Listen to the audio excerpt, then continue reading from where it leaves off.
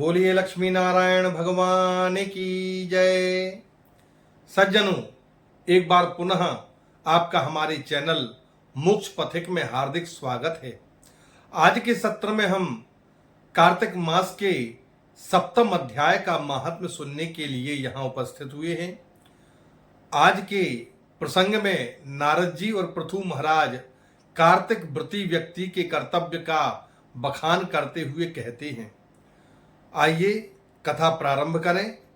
इसके पूर्व गणेश जी महाराज को प्रणाम करते हैं। बोलिए गजानंद भगवान की जय।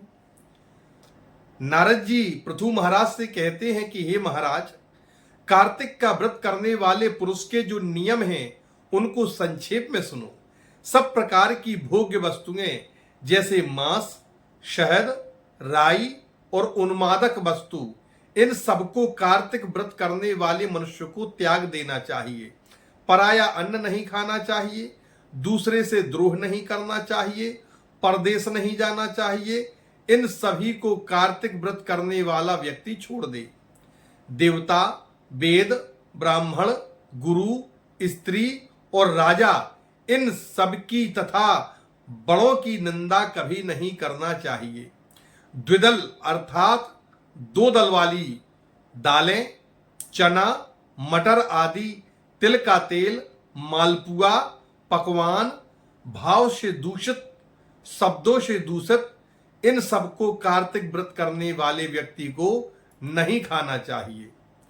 प्राणी के अंग का मांस, चना, जंबीरी, नींबू और अन्नों में मसूर जो मांस के समान है, वैसे ही जूठा अन्न, इन सबको कार्तिक व्रत वाला कभी न खाए।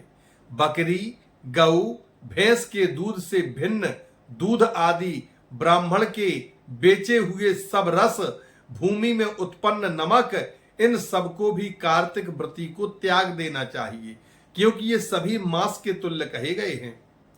तांबे के पात्र में धरा हुआ पंचगव्य और छोटी तलैया में भरा हुआ जल और अपने लिए सिद्ध किया हुआ अन्न मांस के समान कहा गया है। ब्रह्मचर्य से रहना चाहिए, भूमि पर शयन करना चाहिए, पत्तों में अर्थात पत्तल में भोजन करना चाहिए और चौथे प्रहर भोजन कार्तिक व्रती सदा करे। कार्तिक स्नान करने वाला व्यक्ति नरक चतुर्दशी को तेल लगावे और दिनों में उसको तेल लगाना वर्जित है, अर्थात तेल नहीं लगाना चाहिए। लौकी, बैगन, कुम्हड़ा, बृहति फल, कलिंदा और कैथ का फल, इन सबको कार्तिक व्रती को नहीं खाना चाहिए। रजस्वला स्त्री का त्याग कर दे। मलेच्छ, पतित, नीच कर्मा तथा ब्राह्मणों के द्वेषी, वेद से बाहर चलने वाले, इन सबों से कार्तिक व्रत करने वाले को बात नहीं करनी चाहिए। पुरुष लोगों के द्वारा कहे हुए अन्न तथा सूतक के अन्न को, 2 बार पकाए हुए अन्न को और जले हुए अन्न को, बासी अन्न को कार्तिक व्रती कभी ना खाए। व्रत करने वाला इन सभी पदार्थों को सब व्रतों में वर्जित करे और अपनी शक्ति से भगवान विष्णु की प्रसन्नता के लिए कृच्छादि व्रतों को भी करे।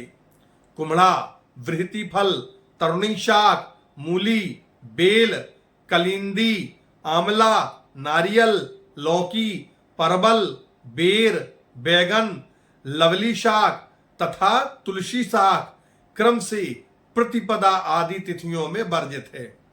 वैसे ही व्रती रविवार को आंवले का सदा त्याग कर दीवे।